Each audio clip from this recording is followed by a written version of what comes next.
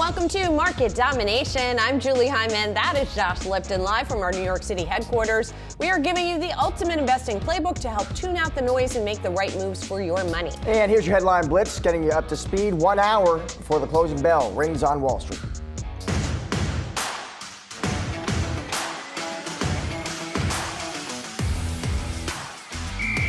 We're not going to really know, by the end of tomorrow who is going to be president. So I think the markets are going to have a lot of push-pull in them. I'm not really a behavioral economist sort of person, but I know this. The poles of fear and greed really do drive the market.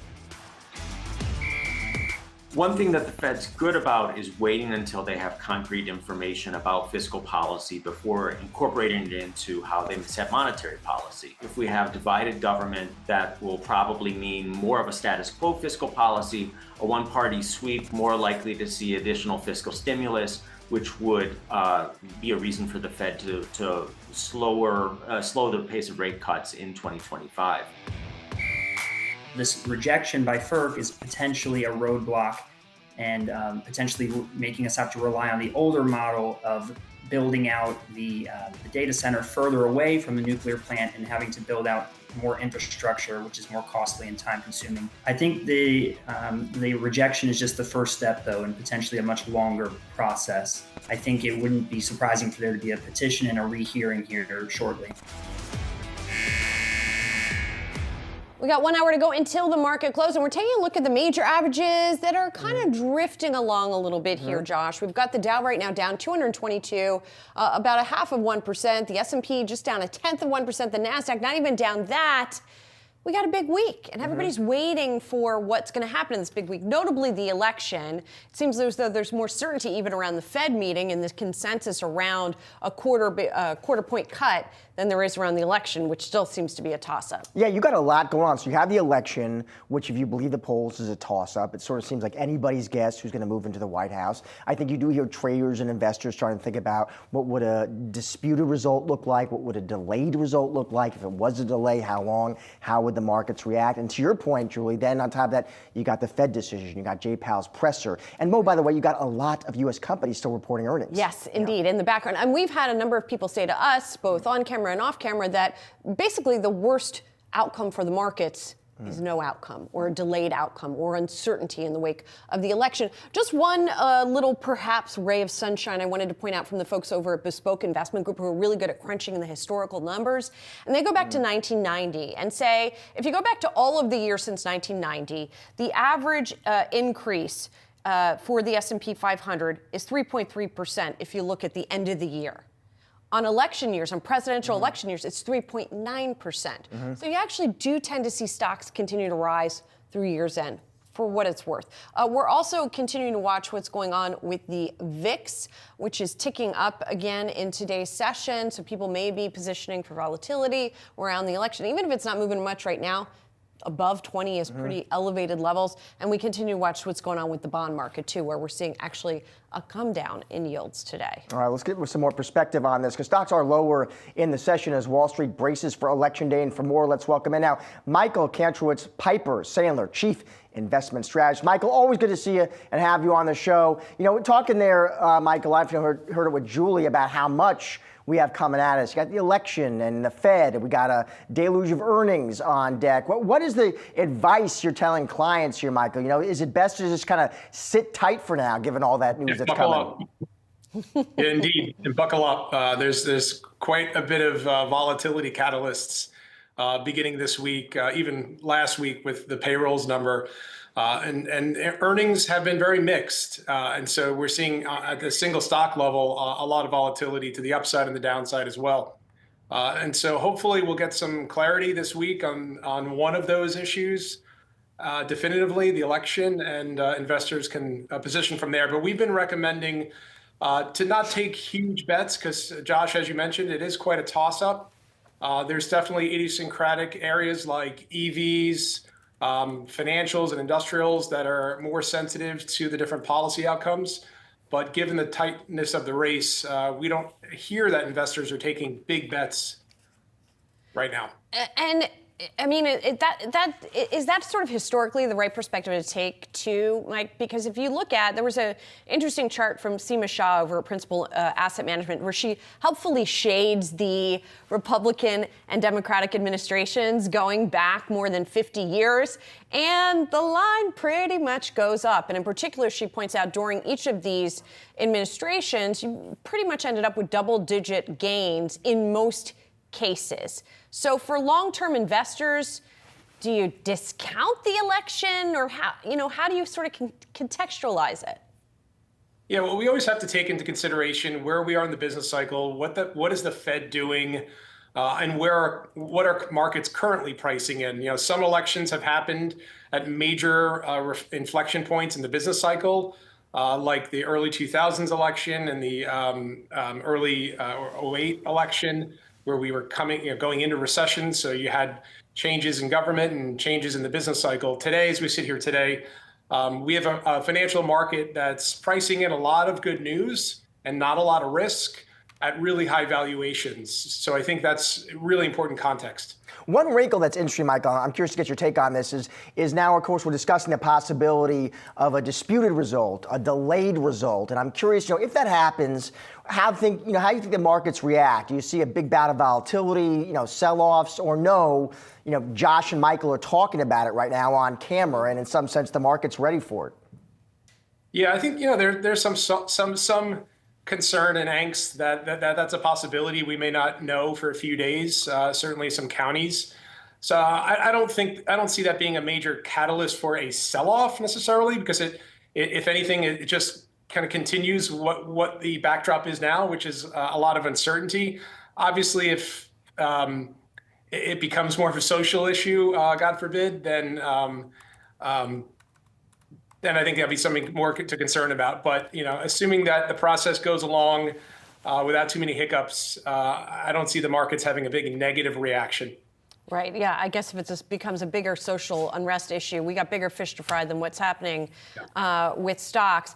You talked a little bit about the sort of specific sector or even company-specific trades. And I know both you and other folks at your shop have been doing a lot of work on that piece, right? You put out a note recently where you highlighted maybe if Elon Musk does end up being that sort of commissioner of cutting, or whatever you want to call it, and cuts a bunch of costs, maybe you could see some companies affected.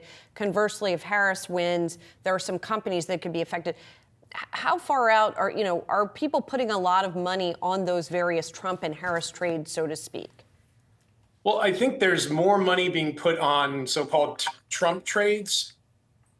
We've got if Harris wins, it's more or less status quo. So there's not a huge amount of beneficiaries in that backdrop. However, if Harris should win, I think it's more of a risk to the unwind of the Trump trade than anything else. If we do get a Trump victory, that's certainly good for financials. It puts a risk because of tariff risks on companies that have a lot of overseas exposure that are manufacturing and importing back into the U.S. And when you talk about the Trump trade, Michael, what specific sectors, trades are you referring to? Well, financials is definitely the standout sector between the potential for higher interest rates on the long end and deregulation. That is a sector that I think as investors have been embracing for a number of reasons, i.e. we're not going into recession, that the 10-year bond yields aren't going down as much, the yield curve is steeping a little bit. And so if Trump wins, you get the tailwind of also a pretty big decisive deregulation, which is certainly something that has changed since his first administration. Michael Kantrowitz, it is always great to see you. I hope to speak with you again very, very soon. Have a good one. Okay, you too, guys. Thanks. We're just getting started here on Market Domination. Coming up, both Democrats and Republicans have recently turned their attention to the CHIPS Act ahead of tomorrow's election. We'll discuss what the sector could look like under each administration on the other side. Plus, Starbucks' new chairman and CEO, Brian Niccol, we will hear from him at 3:30 after announcing a series of changes this week as he kicks off his next chapter. Stick around, much more Market Domination still to come.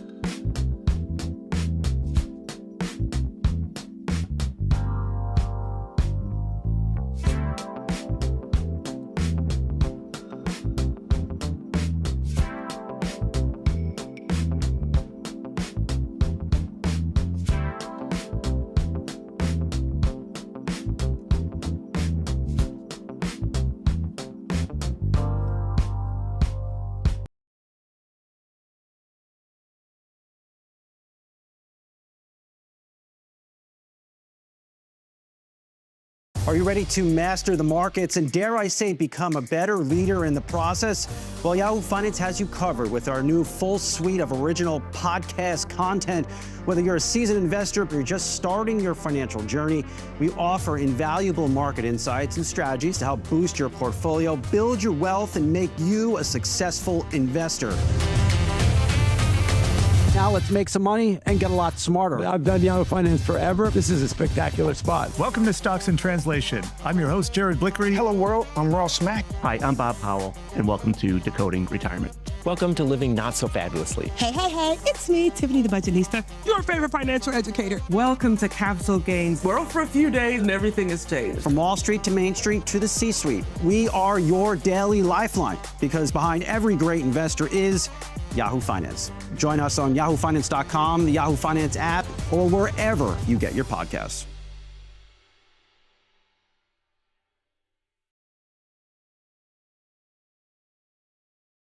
The CHIPS Act has emerged as a big point of contention in the final days of this presidential election cycle.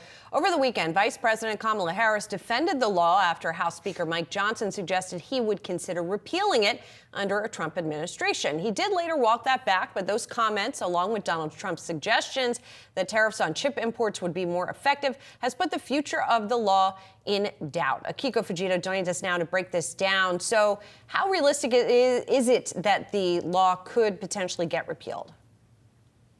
Yeah, Julie, most analysts I've spoken to say they don't expect a complete repeal, largely because the CHIPS and Science Act was passed with bipartisan support. You'll recall 2 years ago, you had lawmakers from both parties touting the benefits of reviving chip manufacturing in the U.S. after those supply chains, which were largely based in Asia, halted during the pandemic. But while a complete overhaul may not be on the table, Congress may look to tweak how the law is implemented. You heard from Mike Johnson, the House Speaker, over the weekend, suggesting the permitting process needed to be more streamlined. That is something we have heard from some chip makers. The law has unlocked nearly $53 billion in federal money since 2022, but only one company has received those federal grants so far. The Commerce Department has maintained these chip makers must meet individual milestones negotiated in advance with the federal government. Well, I don't think it's going to end, but I do think the rules are probably going to be revised. I think the current administration put a lot of provisions in that may be slowing down the actual building of chip plants and chips. So I think if either one of them win, they're going to have to look at that and see how quickly they want the CHIPS Act to actually affect the chips being produced in America. Now, roughly 24 projects have already been announced as a result of the CHIPS Act, but Intel has been the biggest beneficiary. It would certainly be affected by any change to the law. The company has been awarded $8.5 billion in grant money to expand manufacturing across 4 states.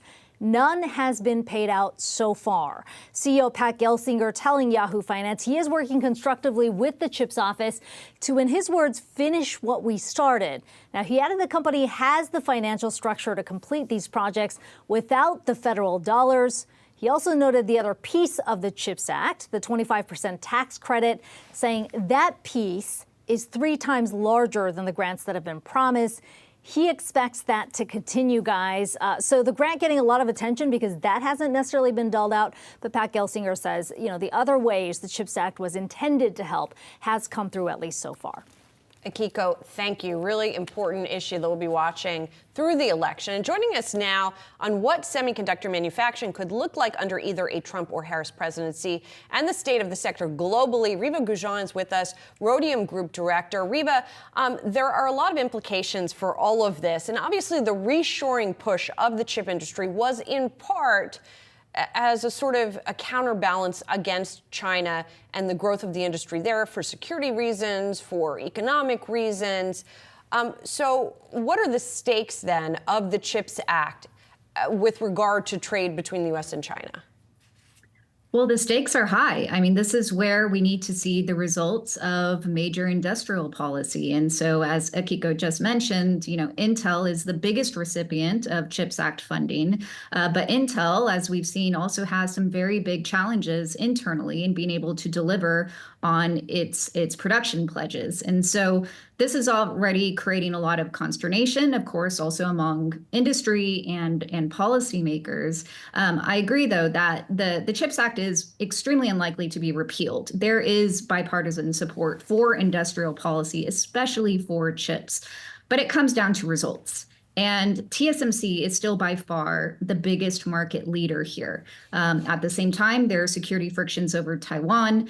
You've seen Trump as well engage in a lot of rhetoric over how he would basically engage in very transactional negotiations with Taiwan as well. So the stakes are high for TSMC when it comes to potential pushes to diversify away from Taiwan and draw in investment into the United States.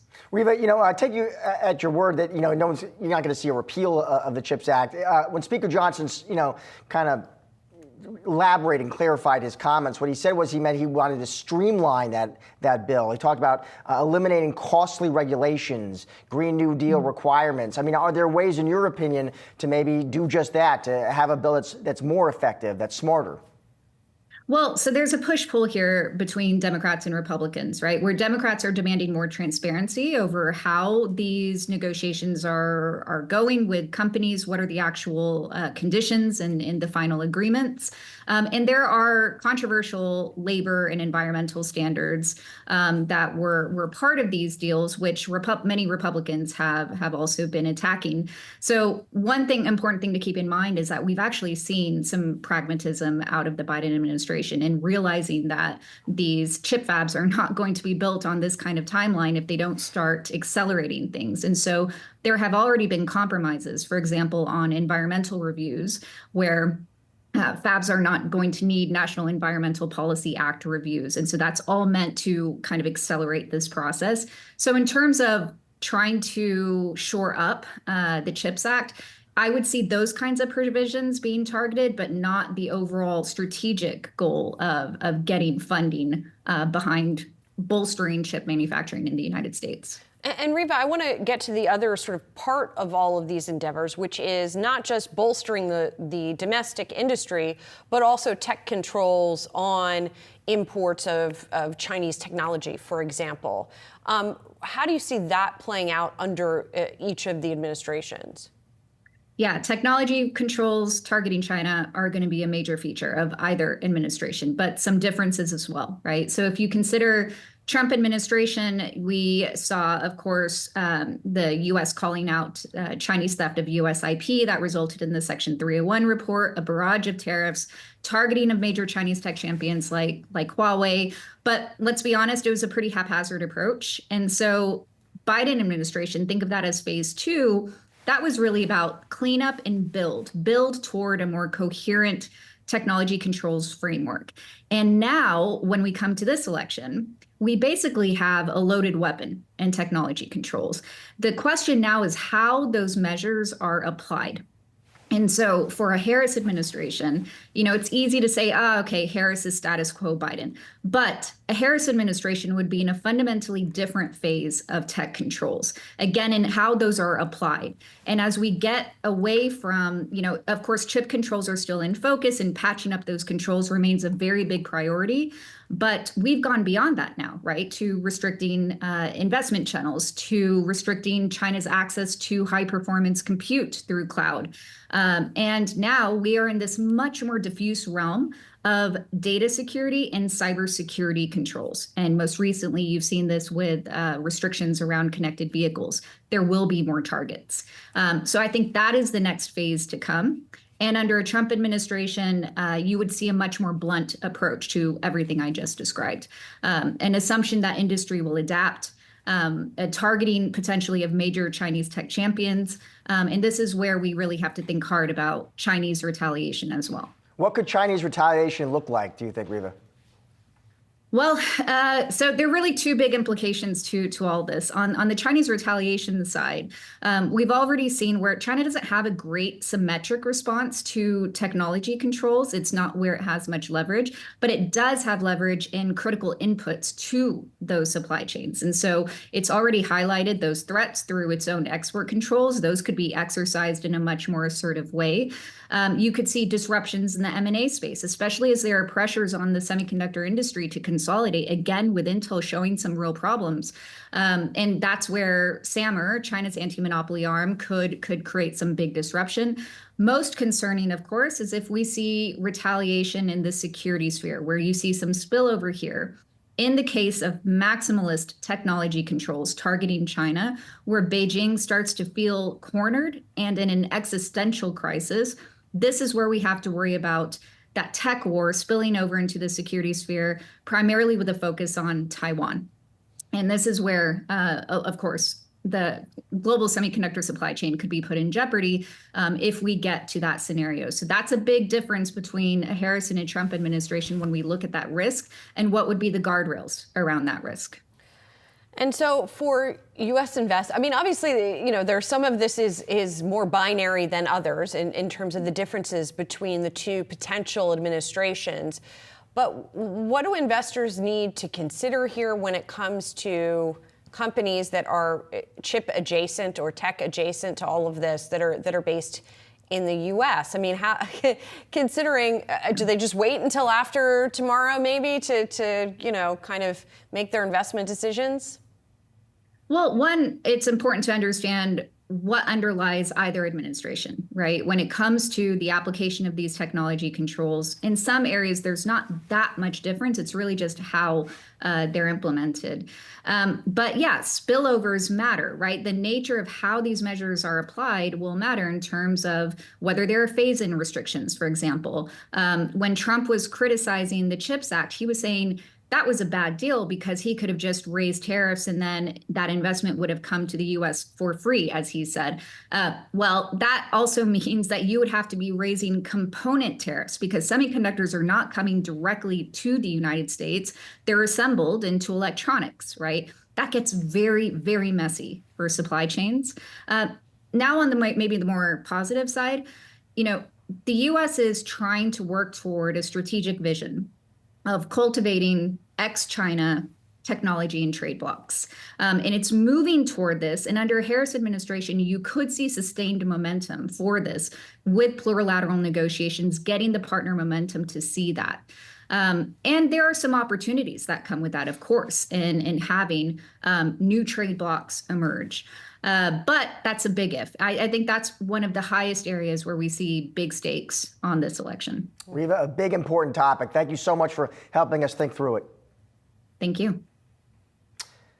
Well, big tech reporting a solid third quarter across the board this season, but investors becoming worried about massive capital expenditures on AI. And joining us to round up big tech's latest quarter is Mark Shmulik, Internet Equity Research Analyst at Bernstein. Mark, good to see you. So listen, we could start right there, Mark. You cover some of these big tech companies. It's clear. We just heard from them. They're going to keep spending on AI. We know some investors have had some pushback there about what the return on all that spend actually looks like. When you're talking to your clients, Mark, how much does that issue come up? Yeah, thanks for having me. I think that's issues number 1, 2, and 3 at the moment. You kind of take a look at the rest of the earnings and, top line was mostly fine. Profitability was good.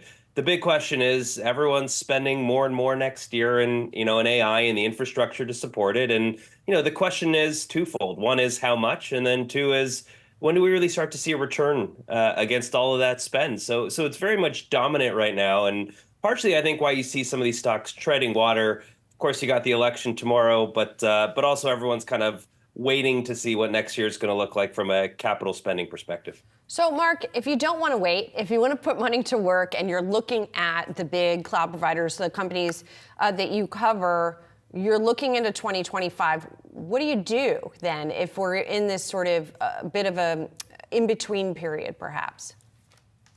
Yeah, I think for my seat, I'd say Amazon feels like kind of the name that you can put money to work in and get excited about.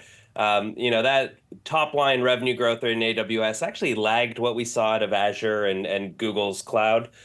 We think it's ready to inflect going into Q4. We've also got the ad business from Amazon's Prime Video ads scaling up into a holiday shopping season. So that kind of feels like the one where, we know capital is going to come up, but we know that they've got a good ROI on it. They've kind of hinted the same as others that, they're supply constrained at the moment. And, the rest of the business is really on solid footing and accelerating, which we think kind of lays the groundwork for a very solid 2025 in terms of free cash flow growth. What about, Mark, you like Amazon, but not as enthusiastic about Alphabet, right? Market performs, so you're a hold there. How come, Mark? I mean, that was a solid report we got from them.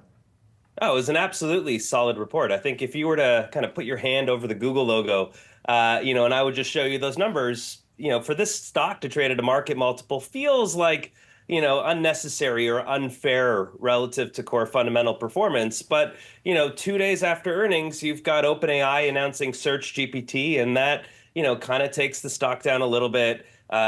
We've got still the remedy portion of this whole search trial where Google was found guilty of kind of antitrust behavior in search, still very much underway. November 20th. We'll hear more from the DOJ about what specifically they're asking, which kind of keeps Google stuck. So even though the core fundamental performance seems like it's tracking quite well, there's just a whole bunch of noise around the name that's really hard to break through. As I expect, in December, for example, Apple Intelligence is going to have ChatGPT capabilities built in. And so once again, we'll probably go through another narrative of, this cash cow that Google's had around search. Just really how defensive is it? And then let's talk about Meta for a sec also, which is obviously a little bit different in that it doesn't have, the hyperscaler business, but is leaning into things like AI. So how do you think they're positioned going into 2025?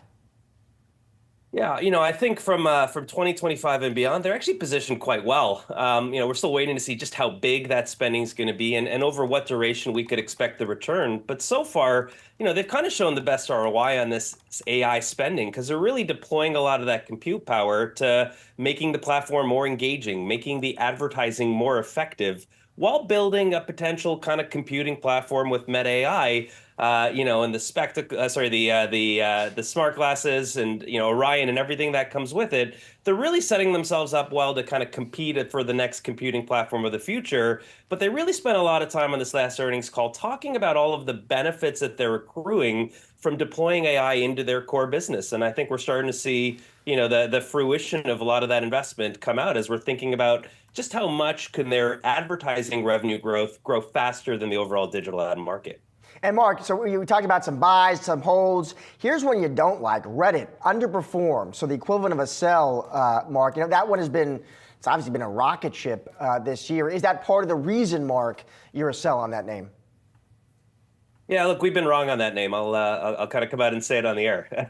So, we were skeptical, post IPO, are they going to be able to kind of grow revenues and do so profitably and continue to bring on users in an organic fashion versus just simply relying on kind of traffic from Google. And they've effectively executed across the board, but as we're sitting here looking at a stock that we've kind of missed the run up, is now the right time to kind of get involved? And, our answer is probably not. It's probably best to wait. They're coming up very close against that valuation threshold that just kind of seems like all of these mid-sized social platforms do, including a Pinterest or a Snapchat. The data licensing business tailwind is really behind us, right? They've signed the deals with OpenAI and Google. Doesn't seem like there's too many more on the horizon. And the next big initiative they're going after is effectively to build in search capabilities on Reddit themselves. So now they're also kind of in that pool competing potentially with Google on where people are going to do searches. That's just a much tougher hill to climb from where we sit today. But look, we'll acknowledge we missed it. It's been a great run for the name. They've executed exceptionally well. But as we just look at how much that valuation's run up, we've been trying to chase to keep up with it. And, we've kind of, I think, hit a point where, kind of feels like the risk reward now skews a little bit heavier to risk. And then finally, zooming out a little bit and talking about the Magnificent Seven. I know you don't cover all of the Magnificent Seven, but how do you feel in terms of their importance to the overall growth narrative, both in terms of the profit and revenue growth narrative, the stock growth narrative for the market? Do you think they've sort of, we have seen a broadening certainly of the rally, but how much of an engine do you think they will continue to be? they're going to be a massive engine. They're still the top consumers of the GPUs and NVIDIA GPUs coming off the line. They're going to be the ones that, for the most part, are going to define what the AI opportunity looks like over the next few years. And there's certainly been a broadening out this year. And I think some of the winners we saw within the Mag 7 last year have kind of faded perhaps a little bit this year. Next year, things may change again. And I think positioning within the Mag 7 is incredibly important. And we think positioning probably matters more so than the question of will it be Mag 7 led or not. We're still very much believers it will be Mag 7 driven. Mark, always great to see you and have you on the show. Thanks so much for joining us. Thanks for having me. And coming up, Starbucks' new chairman and CEO Brian Niccol joins the show after announcing a series of changes this week. Stick around, much more market domination still to come. Are you a passionate investing bull? Maybe you love scooping up shares of NVIDIA on every single dip because, well, AI is changing the game. Fascinated by PE ratios and how the presidential election outcome may impact them?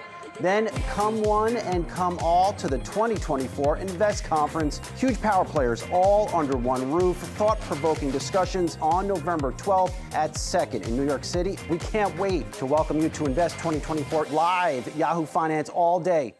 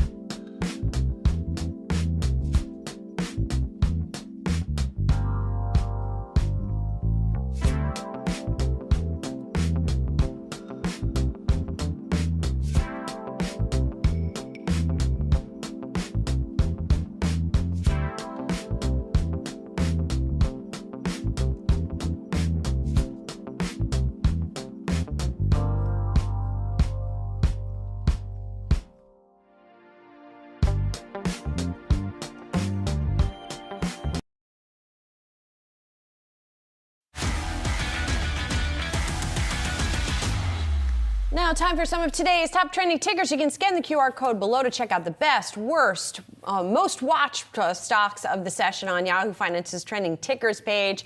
First up, we're taking a look at Viking Therapeutics. Now, those shares are sliding amid manufacturing concerns and rising competition for a weight loss pill. Now, all of this has to do with an event that has been going on, Obesity Week. It's a big meeting that goes on where a lot of these companies present. Now, Viking presented the results of its experimental pill to treat obesity. It's GLP, a type of GLP-1. There's been a lot of excitement over this pill. The stock is up a lot this year, and the results were pretty good. So you would think the stock was going up. Well, AstraZeneca also presented at the conference. They also have a pill. The race is on for the pill now to be replacing the shot, or at least in addition to the shot. And so there's a lot of concern about competition in this field. Novo and Lilly are also trying to develop a pill. Yeah, they were, and the reports I read says, this was promising early stage data, that the drug was well tolerated, the side effects were actually similar to those of other obesity drugs. Company could move to a mid-stage trial in the fourth quarter, so that all sounds pretty positive. I did see some analysts citing reports at least asking, can Viking actually end up producing the drug in enough quantities to actually meet demand? Although, other analysts I saw argue, Julie, analysts who cover the name said, does this actually increase the chances that a bigger pharma company steps in and buys the biotech? Some were saying that prospect reasonably high. Well, again, the pullback comes after a monster performance this year. So. All right, taking a look now at power stocks as the U.S. government rejects Amazon's nuclear data center deal with Talon. So Federal Energy Regulatory Commission rejecting the Amazon Talon nuclear power agreement that would have allowed, I guess, Julie, an Amazon data center to use more power from an adjacent nuclear power plant. Commissioners saying the plan, per reports I saw, they said did not adequately prove why the special contract should be allowed under federal rules. Yeah, it's a little bit confusing. The meeting of the Federal Energy Regulatory Commission, also known as FERC, was apparently sort of an all-day meeting last week, and then they kind of tagged on this decision at the end of it. From what I read from analyst reaction, there could be an appeal of it, or there still could be a way forward for this deal. That's what we heard on our air today. We heard analysts kind of suggesting petition, rehearing. Yeah. So it's unclear what this means for other projects, even though we are seeing broad reaction within other utility operators objecting to this agreement, where actually utility companies. Now, if I'm understanding this correctly, the likes of Amazon and Microsoft and all these other companies that are signing these deals to get power either from nuclear or other sources are willing to pay up handsomely. They're paying well above market electricity rates. In this particular deal, it sounds like the power companies, the local power companies, ex-Talon, wouldn't get a cut of that. They had objected to this agreement, so maybe there was concern about them siphoning power from local needs. It's sort of a thorny issue and just shows how difficult it might be. And it might take more time than people expect to get these projects going. In terms of other names on folks' radars today, Bloomberg noting the ruling does potentially hinder generators. They named Vistra, Constellation Energy, which we've talked about, and Talon, which have seen their shares obviously rally. Yes. All right, it's an eventful week this week with Election Day tomorrow. Then the Federal Reserve had to push its two-day FOMC meeting back. While there seems to be more consensus on the Fed's interest rate move this week, one question will be how the election could reshape the economic outlook and alter the Fed's interest rate path going forward. That's what Wall Street Journal chief economics correspondent Nick Timiraos writes in his latest piece. He is joining us now for more. Nick, it's great to see you. And obviously, we've been talking a lot about the election and about the Federal Reserve. It seems like consensus has coalesced around a quarter-point cut this week.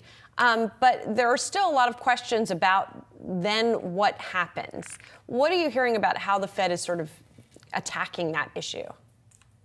Well, if you go back to their last meeting where they had to submit their dot plot, these are their interest rate projections. The September projections are interesting, right? Because they're basically telling you what they see as the most likely course for the last two meetings of the year. This is a calendar-based projection. And there was a pretty even split at the last meeting over whether you would have one or two more cuts this year at those two remaining meetings. There was a narrow majority that had two. I don't think a whole lot has changed since the last meeting, but the data could change between now and the next meeting. So I think it's very hard to say definitively that you're going to cut again in December. You can't rule it out. And I think there are plenty of wild cards. To me, the bigger question really, and it can't get answered at this meeting, is what do they do next year? Because the projections have the interest rate coming down to the mid 3% range next year. But I think there are scenarios in which they don't go all the way down there. And there are scenarios, of course, a weaker economy where maybe you do more. And so the data will decide. You, Nick, in your column, you kind of pointed out too, though, our central bankers have these sort of these interesting contradictions to think through. Specifically, job market slowing, but consumer spending hanging in there, Nick. Yeah, and it feels like there's gravity that has to work on one of these, right? Either consumer spending is strong enough to prevent the kind of weakness in the labor market that people were worrying about 2 months ago when the Fed did cut interest rates by 50 basis points, or the labor market slowing continues. And last week's report was sort of a hairball. It's a little bit, you can kind of see in that whatever you want to. But, if the labor market keeps slowing down, you have to wonder, is consumer spending going to continue to be so resilient, right? So I think that is the puzzle for the Fed. It hasn't been resolved. If you were concerned about the labor market at the last meeting, you're maybe a little bit less concerned now, but not a lot less concerned. And if you thought inflation wasn't fully defeated and you had to be vigilant there, the last inflation report probably said, okay, that's still the right place to be. There's been a lot of improvement from a year ago, but the path ahead, you can't be completely convinced that you're going to come into 2%. We're no longer talking about sticky inflation above 3%, so that is progress. Nick, one of perhaps the other puzzles or conundrums for the Fed has been what's been happening in the bond market, because they've been cutting, but yields have been moving up. How much of a problem is that for them if they are trying to, loosen up things here? Well, if it's being driven by solid economic growth, I don't think that's a problem for the Fed. I think at the last meeting, you saw the market maybe getting a little bit ahead of itself, pricing in a lot more cuts than the Fed was likely to deliver under a soft landing scenario. And so you could argue that what's actually being priced in now is more consistent with a soft landing. You're taking some of the recession risk premium out of the market pricing, at least of the next 18 months or so. And then, there are a lot of people speculating about a Trump trade, concerns about higher deficits and Treasury supply. And, I don't have a good handle on that.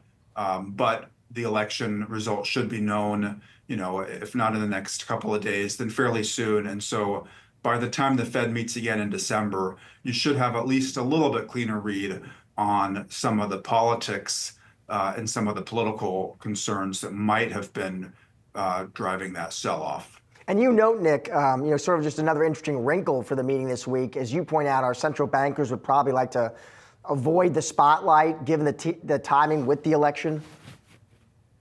Yeah, and I think that's exactly right. Jay Powell is going to do his best to just not draw the spotlight at this meeting. The September meeting was more exciting than usual. Will they do 25? Will they do 50? How are they going to explain this? And, this week we don't have any interest rate projections. We'll have a press conference. I think Chair Powell is going to try to be as boring as possible. This isn't a week where the Fed really wants to be in the limelight. They never really want to be in the limelight, but sometimes it's easier to avoid the limelight. And this would be one of those weeks. I still think the big question is, what is the Fed's destination when these interest rate cuts are all done? And you have a lot right now that just makes it harder to answer that question. What happens after the election? Are there big policy changes? What happens with the next payroll report? We're going to get that next payroll report right before the blackout period on the December FOMC meeting. And so I think, even though there's not a ton of data before the next meeting, there could be enough to sort of help clarify the next move or two. As boring as possible, Julie. That's what we're looking for. Set the DVR. Nick, thank you as always for joining the show. Love having you. Thanks for having me. And coming up, Starbucks' new chairman and CEO Brian Niccol joins the show after announcing a series of changes this week. Stick around, much more market domination still to come.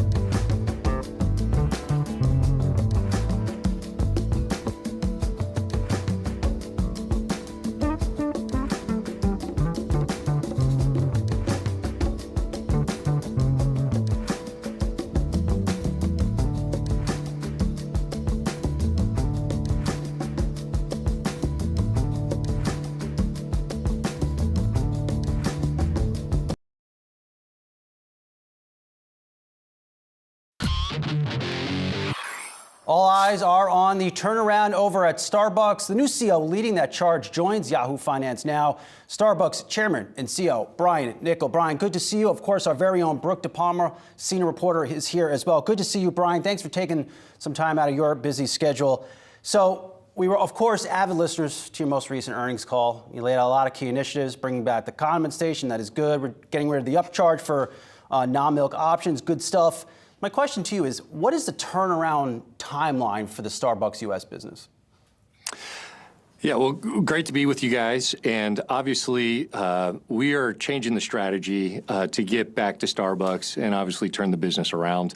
I think if we focus on a couple of the key fundamentals that I talked about, you'll see us make progress, kind of every month, every quarter against getting this business turned around. And, kind of what I shared in the earnings call is what I'll share with you guys is I plan on sharing how we're progressing, what we're working on, and how we're improving the business. And, kind of those key highlights are, obviously, we got to get people moving through our stores at the speed at which they want to experience Starbucks, right? So if you come into the store, in cafe, we're going to focus on getting you your drink, your order, within less than 4 minutes. We want to bring some order to the mobile order experience. That's really important to us. And then obviously the drive-through experience, we want to continue to deliver that with great speed. So, we have to fix the parameters around how we get the operating experience to match the customer experience, which is what they want from us. And then there's a few other things coming down the pike as well, which I touched on, right? We want to make sure we've got the right staffing in the stores, supporting our partners correctly with the right tools, the right equipment, so they can deliver on that throughput with great craft, great quality, and a great human touch. I'm actually surprised how much this has gotten picked up, the fact that we're bringing the Sharpies back. That's just an example of how, we're going to empower our partners, our baristas, to put that human touch back into that experience with the craft products that they're building for every single customer, every single time. I'm curious, what key indicators are you watching to assess this U.S. turnaround? Is it foot traffic or is it same-store sales? Yeah, look, obviously, I would love to see the foot traffic start to turn around to drive that same-store sales growth. And, that's going to be a key piece of the puzzle for us going forward. I know there is plenty of capacity in the business to deliver traffic growth, to drive that same-store sales growth. And that's what we're focused on as an organization. We want to give people the customer experience, the brand experience that results in them coming to Starbucks every single time for their drink occasion and hopefully that breakfast morning occasion. We want to win the morning, and then obviously we'll grow the business from there. And of course, Brian, a lot of that great work you did over at Chipotle. I wrote about it. I've talked to you about it. Promoting from within. It's been a key secret to success for Chipotle. But at the end of the day, does the Starbucks worker just need a bigger paycheck and more clarity on scheduling and how their life may work out from a work perspective week to week? Yeah, look, I think actually we've made a lot of progress on this front. The turnover at Starbucks is pretty remarkable. It's in the 50% range, which, if you look at a lot of the companies at our scale, the turnover is more in the 100 to 130% range.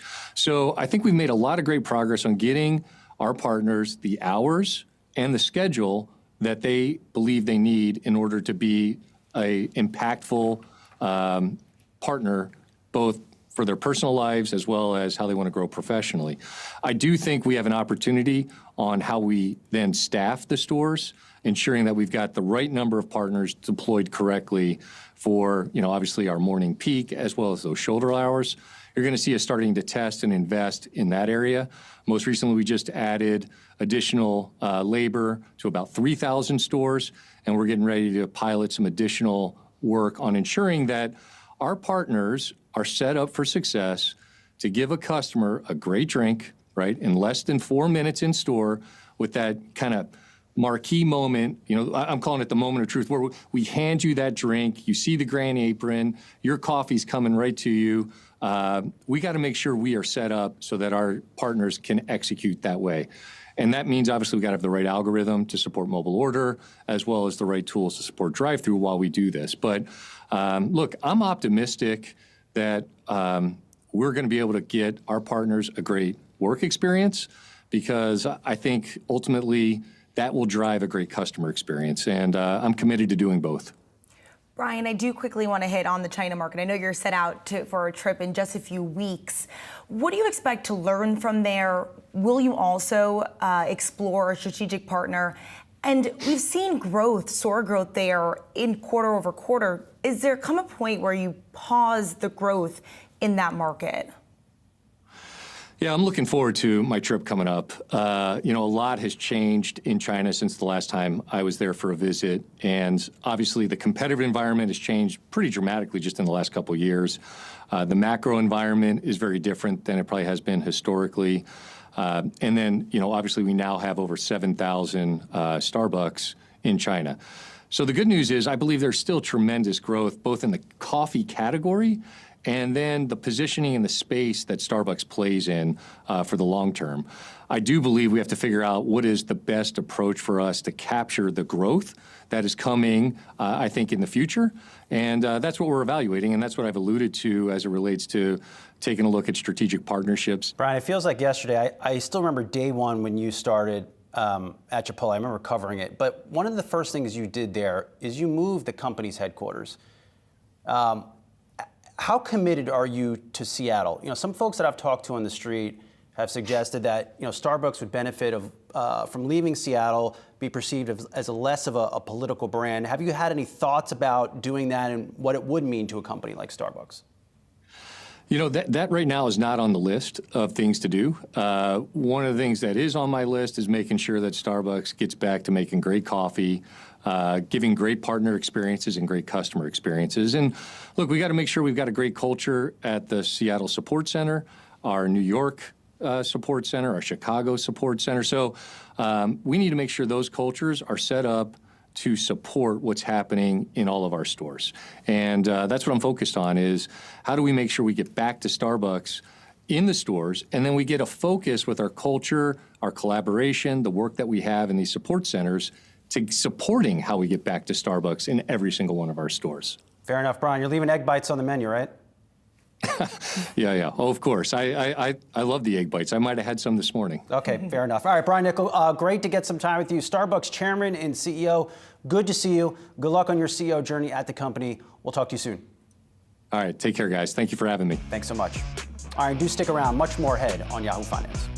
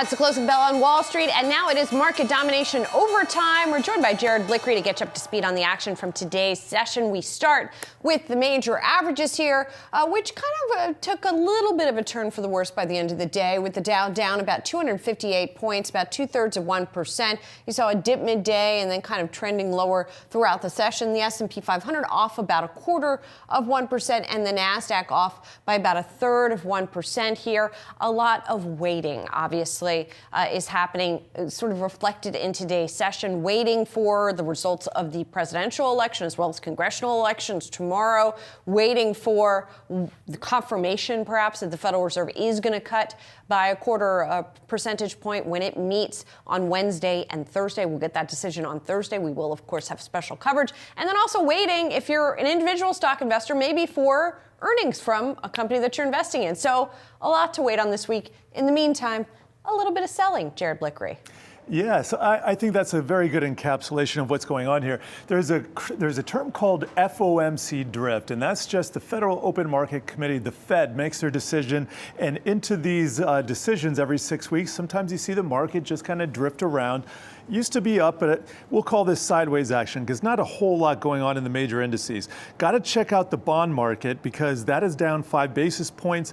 It is now put in, I'm going to show you a year-to-date chart. It has now come down off a little bit, but this was just an incredible run and had the ability to put the brakes on the equities rally, but it's come to an inflection point and it's decided to kind of respect that for the time being. 4.35 to 4.4, that is a critical area for me in the 10-year, but as long as that holds and we don't see anything going to the upside beyond that, should be okay. Now here, this just pulled up the Nasdaq 100, so I'll show you more red than green when it comes to some of the bigger issues. Apple down 0.4%, Meta, Amazon, Alphabet, each of those down more than 1%. Tesla down 2.5%, but not seeing a lot of big movers. You don't see a lot of extra dark green or extra dark red. Here we're seeing energy and real estate. Those were the two sectors that were doing the best today, each of them up over 1%. And then utilities, the only sector down over 1%, just trading to the downside a little bit there. And check out the leaders. We have cannabis stocks. That's how you know it's a boring day, when cannabis stocks are leading, followed by solar and then energy. Then to the downside, we have GBTC. That is a crypto play. Bitcoin hit about 73,000, backed off that last week. Well, anyway, you know the story there. Regional banks also slumping down about 0.9%. And let's just check out the ARK Innovation Fund. And we're seeing some of the larger issues in the red there. Roblox down 2%. We already went over Tesla.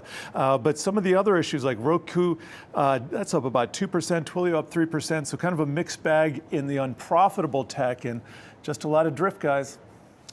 A lot of drift, at least for now. Thanks a lot, Jared. Well, investors are on edge ahead of a big week for the markets between the election, the Federal Reserve decision, and earnings. Joining us now, Dory Wiley, Commerce Street Capital CEO and President. Dory, it's great to see you. Let's tackle the election first, because it feels like of all the events this week, there is the least certainty about that one. So how are you thinking about it? What kind of incoming questions are you getting from clients?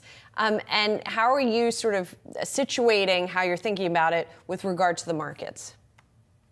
Good to see you, Julie. First of all, yeah, you're right. The election is the biggest uncertainty. All these things on their own will be okay. But the election is not just about which candidate will win. It's just sort of what happens afterwards. There's been a lot of rhetoric. We've had a couple of assassination attempts. Everybody wants to make sure there's not a bunch of unrest, right? I think that's part of the issue as well. So you've seen a lot of institutional sell-off in the markets, big outflows on equities the last couple of weeks. I think some of that's continuing today. I expect that to die down after the election, no matter who wins, and then focus more on the fundamentals. As a market pro, Dory, though, let's say Trump is victorious. What do you think your big questions are at that point? And also, on the other hand, if Harris proves victorious, what are your big questions? Sure. So if you remember back when Trump won last time, he was not expected to win. The market immediately sold off because it didn't like the uncertainty. And then all of a sudden it went straight up for 2 years. I think it's already priced in a bias towards a Trump win.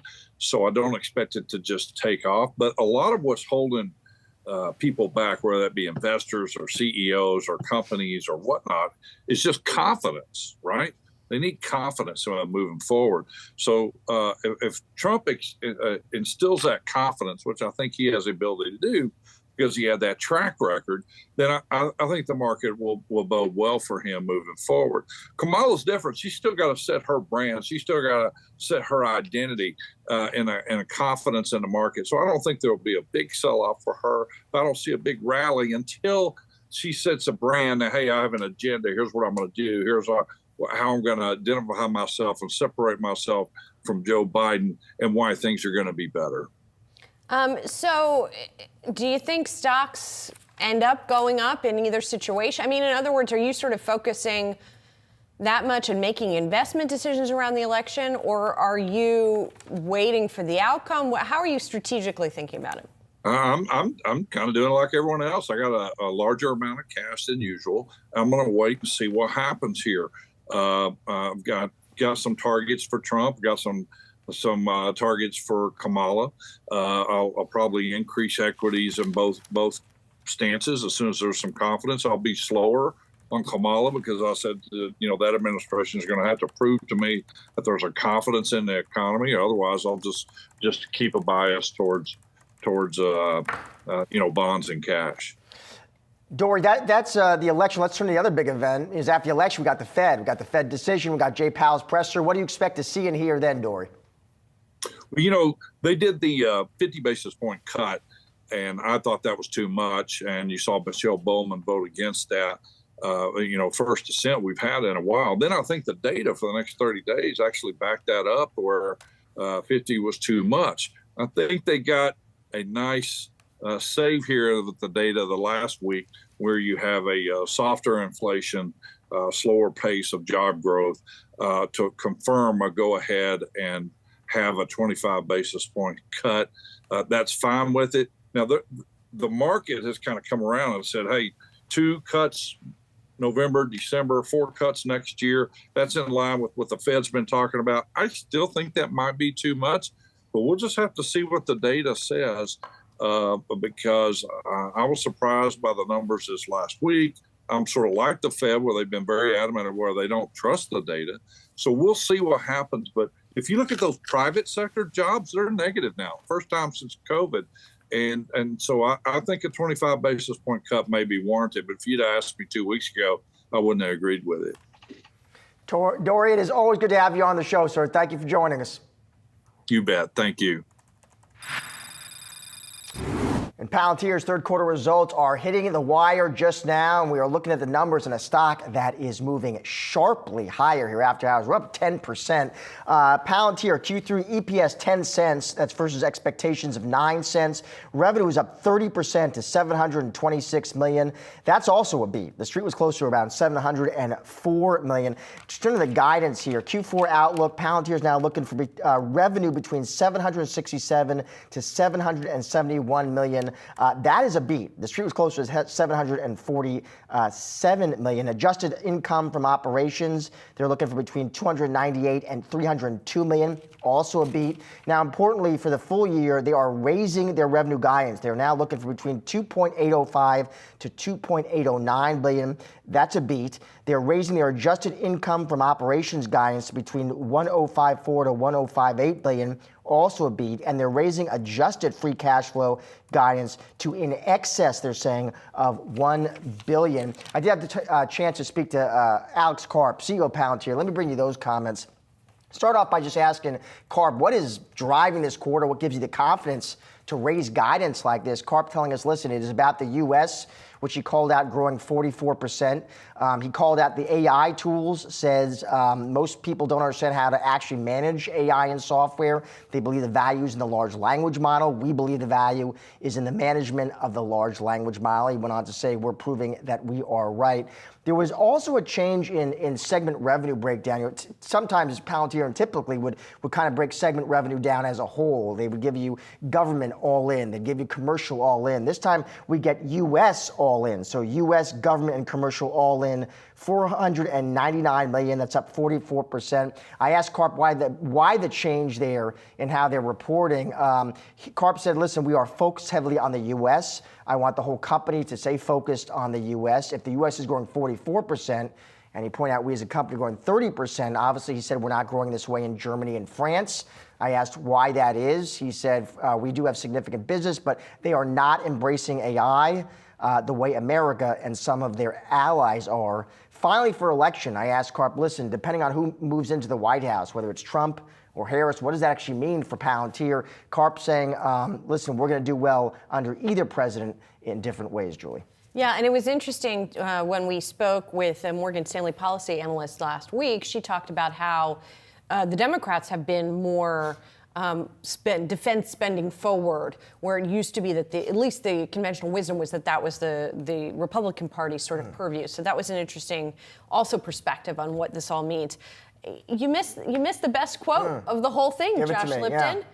Yeah. Karp said we eviscerated this quarter. Yeah. Karp doesn't mince words. This is the first time I've seen the word eviscerated to describe how quarter. But he talked about unrelenting AI demand, to your point, the thing that is driving this. And, Palantir with its sort of special flavor of AI, if you will, where it's aimed at the defense and government sectors.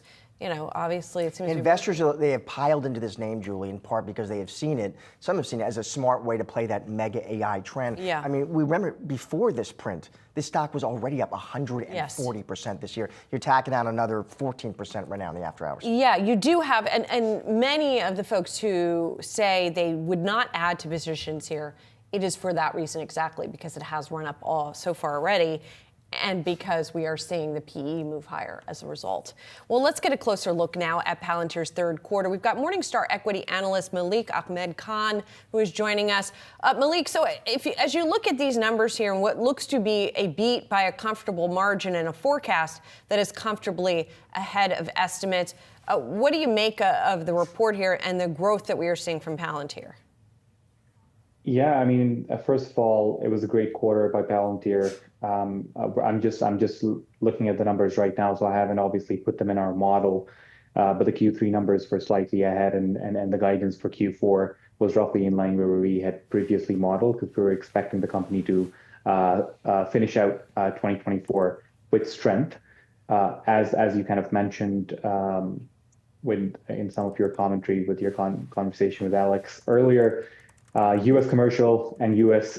government continues to drive the business. Our view is that, hey, U.S. companies and the government tend to be early adopters of new technologies, and that adoption should proliferate across Europe as these solutions show their value in enterprises and in government functions. Ahmed, correct me if I'm wrong, you got a 2-star rating on this name. And that's the, and correct me if I have this wrong, Ahmed, that is the equivalent basically of a sell on this name. And I'm just wondering, Ahmed, this stock heading into this print was up 140%. You're tacking on another 15% in the after hours. Do you regret that rating, Ahmed? And are you worried if you stay here, you're going to miss another big move in 2025? So the thing is that when we're trying to value Palantir, so you can pull up my, the next 3 years estimates, and you can put them across, the range of sort of estimates by other analysts. And I'm by no means a bearish analyst on the name. I really like the name, and throughout my conversations with investors, that's one thing I keep on trying to delineate between, right? So if you look at the fundamental business quality, Palantir is an incredible name with a lot of opportunity in AI and beyond AI in big data. But when we look at the valuation, it just seems like the fundamentals do not align. So if you back out what kind of growth rate is expected over the next 5-10 years, what kind of margin expansion is expected over the next 5-10 years that's baked into this current valuation, that for us seems to be a bit of a stretch. At the same time, though, alongside our fair value estimate, we also have a bull case for Palantir, which turbocharges some of those growth estimates, and we still end up below Palantir's current price. And that's not factoring in the 10% plus after market's price increase there. I'm curious, when it comes to Palantir's AI tools and AI strategy, what are they doing different, in your opinion, than their peers and the competition? Well, first of all, the thing is that a lot of AI with a lot of other software companies has been more about jumping on the bandwagon. Palantir has been an AI company from its very beginning. So I think that's one advantage that it clearly has. The second unique aspect of Palantir is their bootcamp-led sales model, which has clearly shown great success in the US. And we expect that to sort of continue as the technology proliferates and as the Europeans become more open to trying out some of these AI tools. And as I said, this is their field. They know what they're doing, and they've been doing it for many years. Their management has really, sort of honed in on AI, on this demand for AI, this uptick in customer interest for AI, and we're seeing that especially in the U.S. commercial space. Ahmed, thank you so much. Appreciate that instant analysis. Sure, thank you. Coming up, shares of Hims and Hers Health, they are higher after reporting earnings. We're going to be joined by the company's CFO on the other side to break down the numbers. Stay tuned, more market domination overtime coming right up.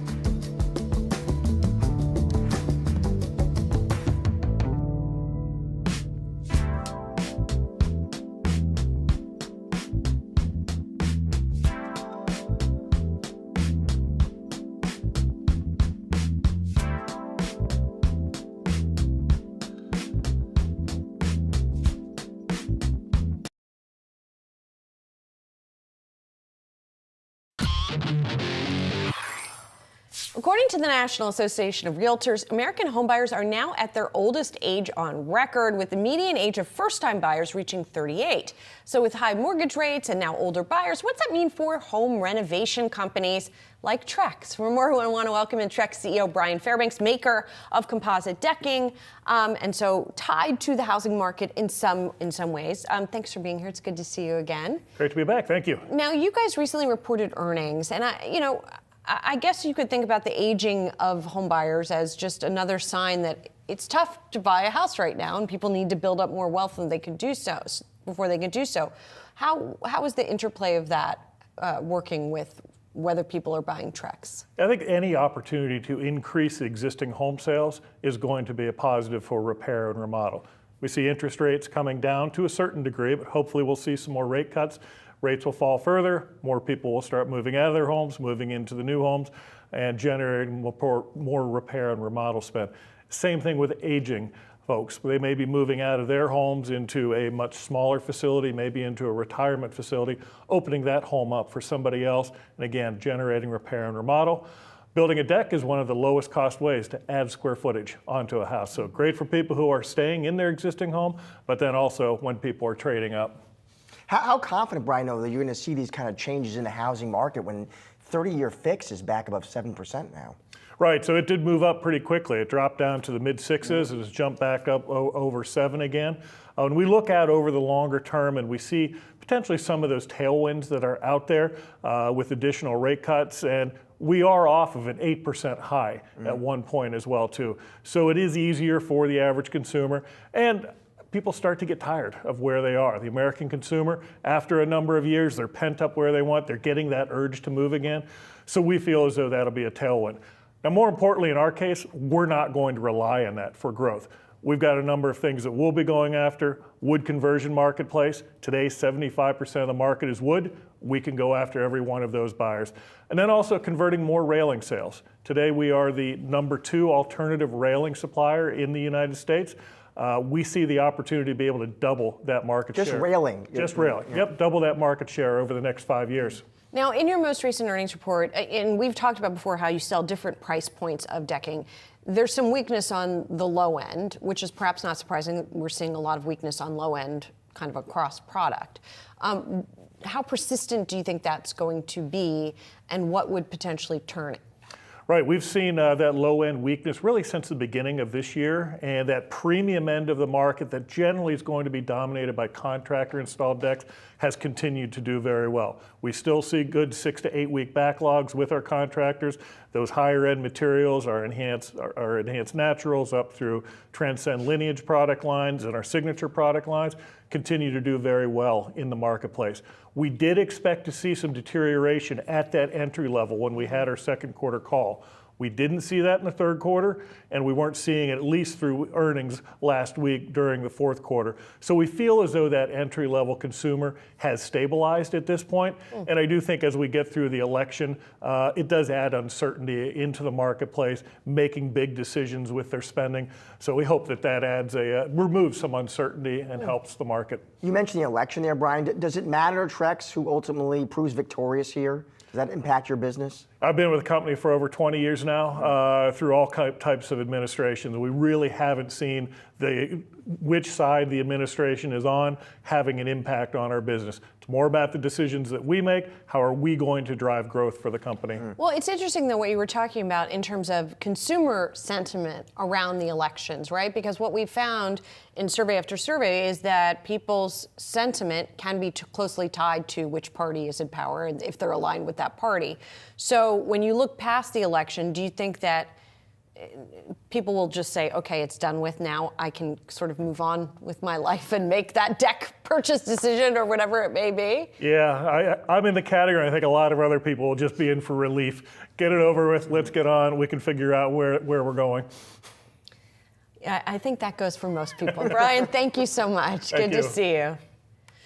Well, shares of HIMS are rising in after-hours trading. The company just reporting third quarter earnings moments ago. Earnings per share coming in at 32 cents on revenue of $401.6 million. Joining us now, HIMS and her CFO, Yemi Okupe. So, Yemi, talk to me about what was driving the growth that you guys were seeing, and really more to the point, how much of it had to do with compounded GLP-1 drugs? Thanks for having me. We are executing across our strategy incredibly well. And so at the center of our strategy is really offering personalized care and solutions to consumers across the country. What we are seeing is that is really resonating with more and more consumers. The third quarter is really a reflection of that. We saw revenue up 77% year over year to north of $400 million. Simultaneously, we're also seeing very strong EBITDA margins at north of 13%. Additionally, at the end of the quarter, we also saw 2 million consumers on the platform, of which 1 million were benefiting from a personalized solution. And so really the strong results that we're seeing in the third quarter are a reflection of us executing across the strategy that we've held for the past couple of years and seeing that resonate with more and more consumers. I'm interested, Yemi, just to go back to Julie's question, these compounded GLP-1s, I'm curious to get more detail on the momentum you're seeing there, and how big do you think that business could be, Yemi? What could it grow into? Yeah, it's a really great question. What we do see is before we launched GLP-1s, the business was on a phenomenal trajectory. So the core business was growing at 45% year over year. In the second quarter without GLP-1s, we saw north of 300 million of revenue and multiple quarters of both net income and adjusted EBITDA profitability. And so we see weight and specifically the GLP-1 categories as additive to what was already a phenomenal trajectory for the business. With respect to how large the category can get, we see it as having the potential to be quite large. North of 100 million Americans are suffering from obesity, which leads to 500,000 preventable deaths per year. And so our ability to equip our platform with the ability to personalize these medications for users and ultimately enable access to life-changing medications, we're seeing that take off. I think overall we've seen the weight management category as a whole take off with our oral solutions earlier this year. That business was able to hit a $100 million run rate within 7 months. And we're very excited by the results that we're seeing by GLP-1s on the platform as we've launched them now for about a quarter and a half. So, yeah, I mean, I guess the question is, how much will you continue to capture of that market? Because you guys are selling a compounded version of semaglutide, if I'm not mistaken, semaglutide. So and really the market sort of went to those compounded versions when the prescription versions, the conventional prescription versions were on shortage, right, as defined by the FDA. Now that they're not on shortage, what does that mean for what kind of traffic that you are seeing? Is it still the same sort of pace? Yeah, really great question. In our view, like we do still see that the medications are on shortage. And what we do see on our platform, and this is the benefit of being a consumer-oriented platform, is that we hear feedback directly from consumers. And what consumers are telling us, resoundingly, is that they are struggling to get access to name brand GLP-1 medications. Over the last 2 months, we've had 70,000 consumers come to our platform stating that they've had trouble accessing name brand GLP-1 solutions. And so our platform and others like ours provides the ability to enable consumers to access these life-changing medications. That said, at some point, we are aware that the shortage will end. From the feedback we're hearing from consumers, we would not expect that imminently in the future. But we do view the categories as being very durable. Many of the principles that we've utilized across our other specialties, we view that as being paramount to being able to scale weight management. And also we view that will make the category durable. And so these principles include a breadth of options for consumers, also personalized medication offerings, and then lastly, leveraging the technology and the operational strength of our platform to bring value to consumers. And so going into each of those a little bit, with respect to breadth of the options, the weight category overall is a category that we see as quite large. When we initially entered the category, we entered with an oral weight loss solution that was centered around addressing the underlying root cause behind an individual's weight gain. And we saw that business scale incredibly fast, driving north of a $100 million run rate within 7 months. Additionally, we are very excited to also be bringing the first generic GLP-1 to the platform in 2025. We are actively researching and vetting suppliers right now for liraglutide, and we expect that to come onto the platform in 2025. And then, lastly, I think across all of our specialties, we do see personalization as a very critical component to enabling users to access life-changing care. And so, when the shortage ends, we will ultimately need to pull the commercial dosages off of the platform. But what we do see, again, is that obesity impacts 100 million Americans across the country. And so they are standing to benefit, or there stand millions of consumers to benefit from personalized options that we can bring. So, Yemi, what percentage of your business is now weight loss related, and what slice of it is semaglutide specifically? Yeah, so in the third quarter, we saw subscriber growth, excluding GLP-1s, of 40% year over year. So the overall subscriber growth on the platform remains quite large. The overwhelmingly portion of the business still is, on the core business. We do see weight scaling very quickly. We also see semaglutide scaling on the platform very quickly. Again, just given the breadth of the number of users that are suffering from obesity, we do view the potential as a category as being quite large. Yemi, thanks so much for joining the program and walking us through the results. Appreciate it. Thanks a lot, guys. Time now for To Watch Tuesday, November 5th. Starting off on politics, Election Day is finally upon us. The U.S. presidential election between Vice President Kamala Harris and former President Donald Trump is tomorrow. All eyes on who will become the 47th President of the United States. And many investors will also focus on who will control the House and Senate. The election coming just days before the Fed's next interest rate decision. And while the election results won't influence this week's decision, it could alter the Fed's future interest rate plans. Moving over to the earnings front, we'll actually be getting some reporting from the restaurant sector with Yum Brands and Restaurant Brands. Yum Brands announcing third quarter results before the open. Analysts expect same-store sales to take a hit with U.S. low-income consumer spending remaining soft in the third quarter. And taking a look at the economy, the latest U.S. trade deficit data coming out in the morning. Economists forecast the deficit to grow to $84 billion. And we'll also be watching for the results of the latest Boeing strike vote. Tens of thousands of striking machinists are currently voting on the latest contract proposal from the jet maker. Union members have struck down two previous offers. This one delivers higher pay increases and a bolstered ratification bonus that would deliver each worker $12,000 if the union approves the deal. That's according to the International Association of Machinists and Aerospace Workers. That'll do it for today's Market Domination Overtime. Be sure to come back tomorrow at 3 p.m. Eastern for all of your coverage leading up to and after the closing bell. Don't go anywhere. On the other side of the break, it's Asking for a Trend. I've got you covered for the next half hour with the latest and greatest market-moving stories so you can get ahead of the themes affecting your money. Stay tuned.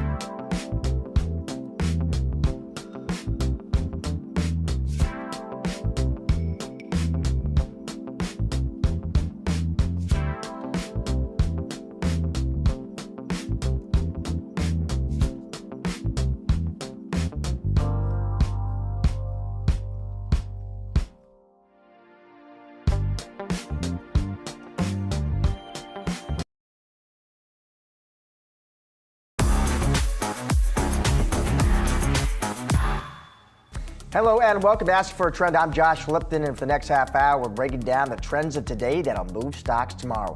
There is a lot to keep track of, so we're focusing on what you need to know to get ahead of the curve. Here are some of the trends we're going to be diving into. Investors on edge ahead of a busy week for markets between the election, the Fed decision, and earnings. We're taking a look at the key takeaways from the trading day and a look at what to expect over the coming days. Plus, the big money behind the election, and we're not talking donors. We're looking at the nascent but growing business of betting on the presidential election with the CEO of Kalshi, one of the platforms where people can place those wagers.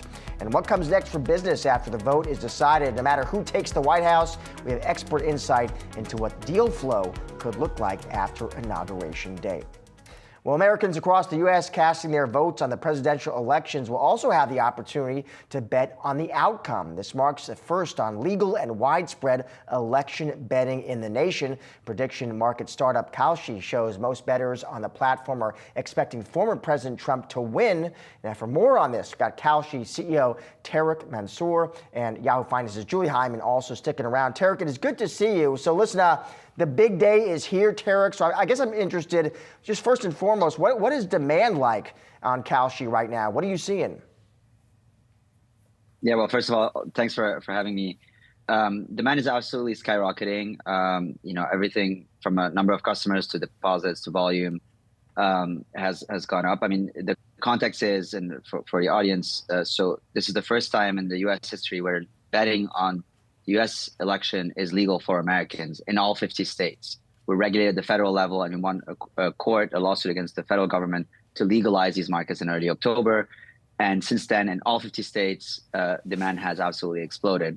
And we're seeing that projection continue to go exponentially all the way leading up to tomorrow. We're expecting a very, very big day tomorrow.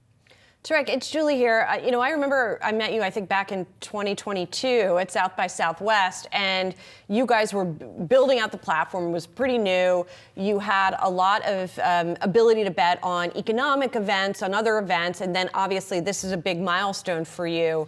What is the difference in traffic that you have seen on the platform since you won that court case and put the presidential betting on it? Yeah, I mean, it's really exponential. It's like on a day-over-day basis, you have a curve that is just growing at a rate that is sort of unmatched. And just to give you a sense, we are number one on the finance app store. We've overtaken apps like Schwab and Robinhood and others.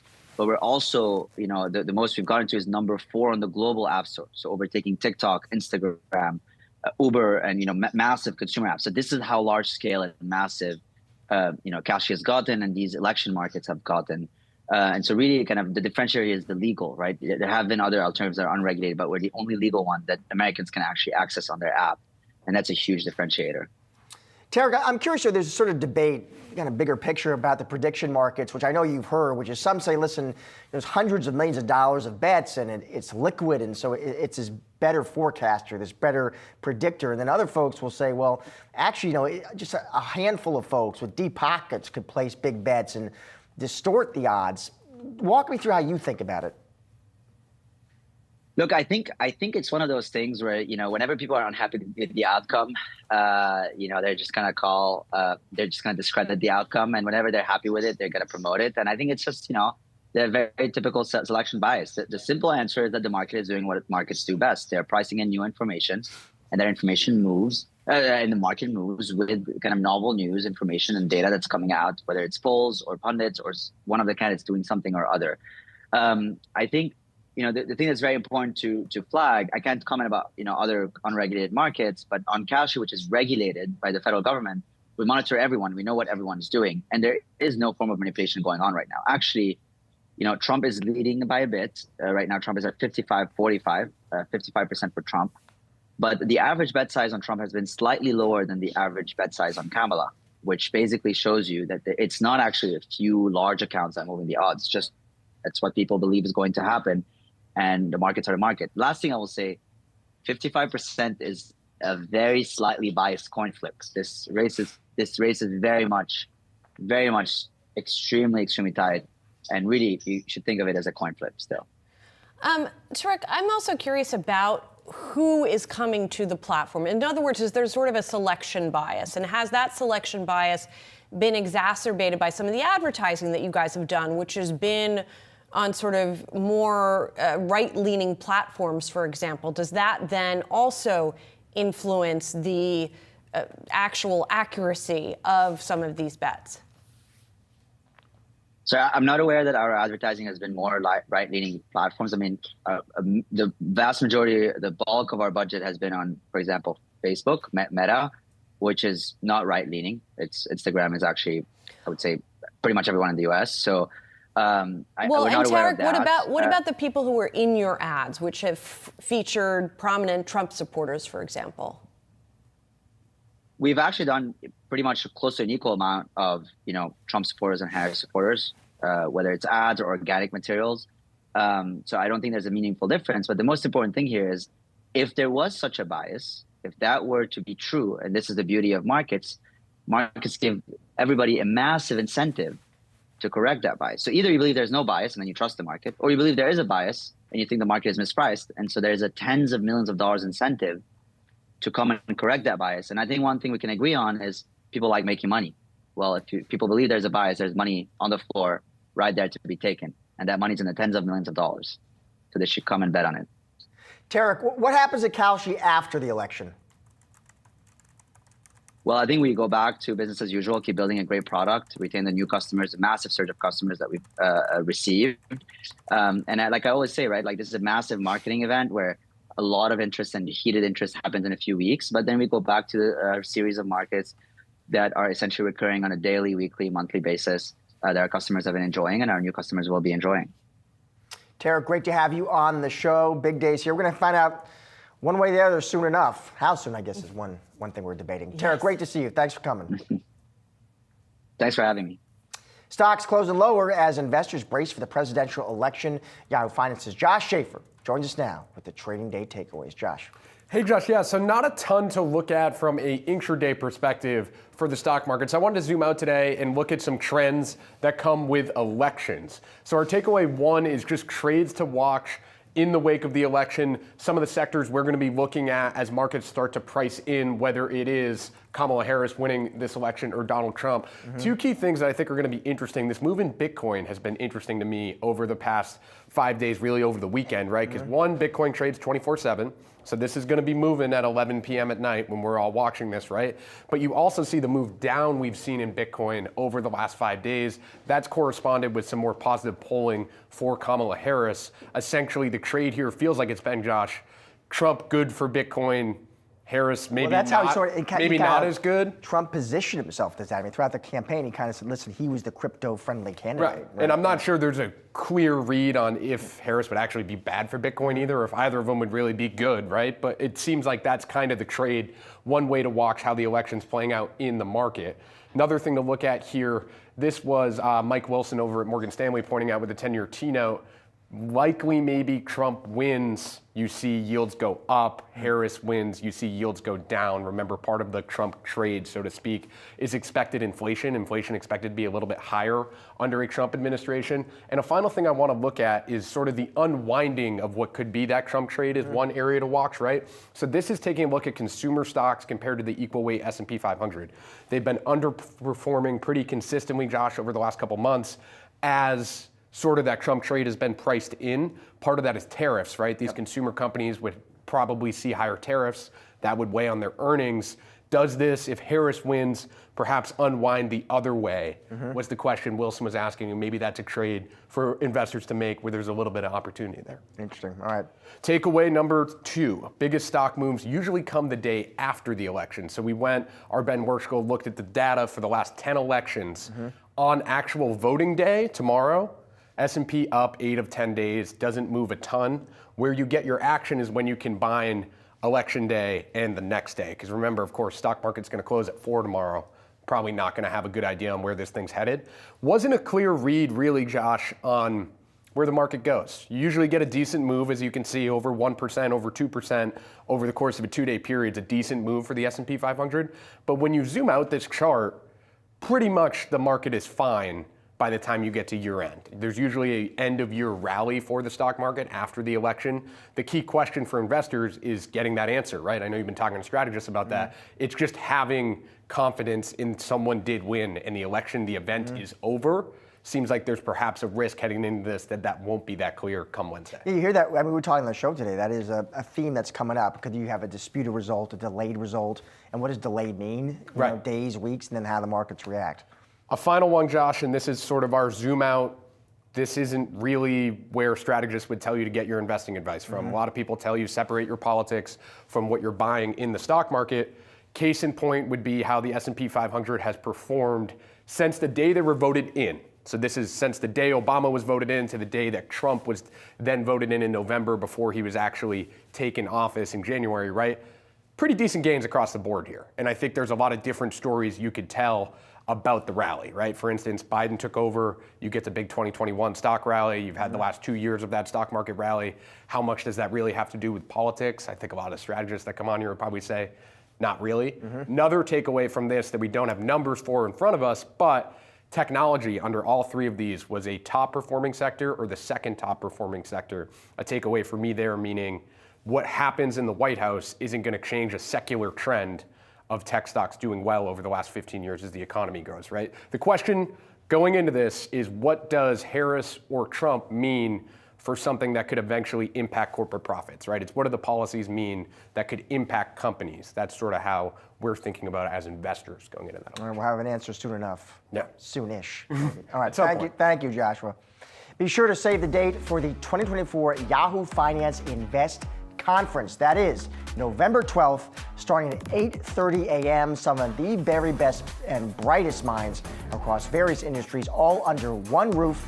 You won't want to miss those conversations. Stay tuned. More Asking for a Trend still to come.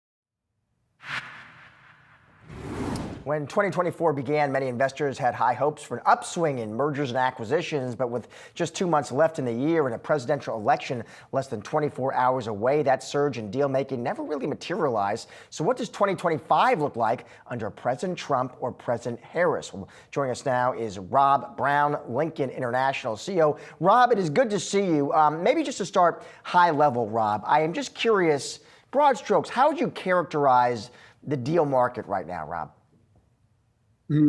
Right now would be the best way I could explain. I think really since rates started going up and valuations started coming down in mid-2022, we've had a muted market.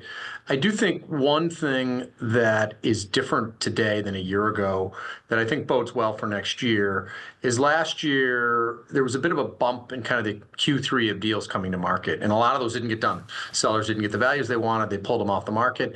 We're in a market now where, as you noted in your intro, we're not seeing a real increase in new deals. We haven't seen that bump, but we're seeing materially more of the deals that are in the market getting done. And I think that momentum is going to continue into next year. Do you think what role is the election playing in all this, Rob? Do you think there's CEOs kind of sitting on their hands and they're just not willing to pull the trigger until they see who's going to prove victorious? I think it's a little sector specific, but I think when it looked like it was going to be Biden-Trump, people didn't really seem to care about the election because they just assumed Trump was going to win. I think since it's been Harris-Trump, you have had more sellers say, hey, I'm close enough now that I want to get something done. I want to take this to market, but I'm going to wait.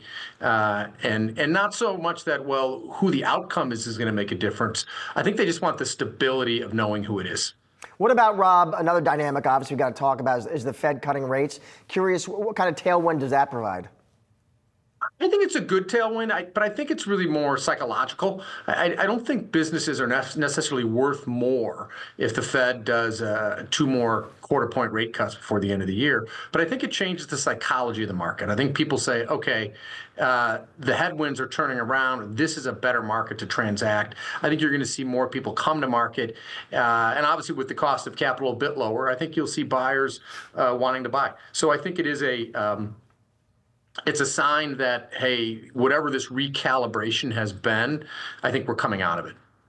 What about, Rob, turn back to the election, we've also had analysts come on, and we've had some make the case that, listen, if Trump does move back into the White House, it's a positive for deal making because it's going to be a more positive regulatory environment, regulatory backdrop. What do you say to that? I think the answer is maybe. I think you are right. I think there is a view that Republicans in general, you're going to have the tax cuts will be extended. It's a little more pro-business. But I think with Trump, you get uncertainty and chaos. I think with Harris, you are right. It may be a bit more of the same of current policies under the Biden administration, but you get more stability. And there's some level of trade-off, I think, between those elements of how the market's going to look at. But I also think, we talk a lot about the presidential election. I think in terms of regulation and what happens, who wins Congress may be more important. To the extent, Rob, we now see, let's say, in 2025, a pickup in deal making, are there certain sectors, certain industries, Rob, where you would expect to see that concentrated?